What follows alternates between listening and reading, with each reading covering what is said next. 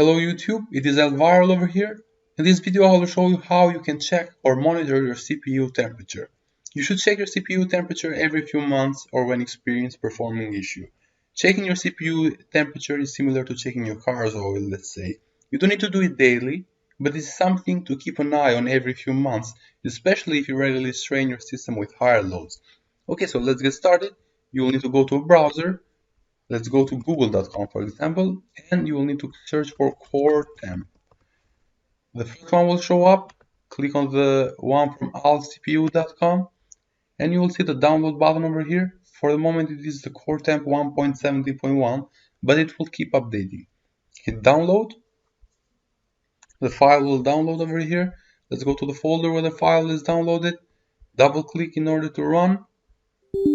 Okay, and let's proceed with the installation. Hit next. Agree to the terms.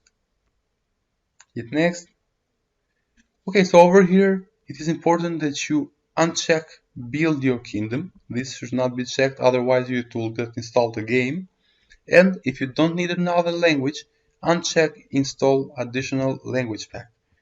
Hit next, next again, next. Okay, so I'm gonna launch the core temp now.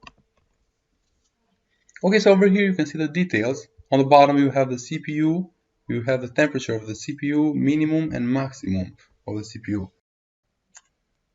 So as you can see, the CPU has been running at the temperature of 44 degrees Celsius, and this is a good thing. The good temperature of a CPU is around 50 degrees Celsius. But what you should do if your CPU temperature is too high, you need to check whether your PC is clean and free of dust, so including the radiator. And you need to check if all the fans are spinning on your PC.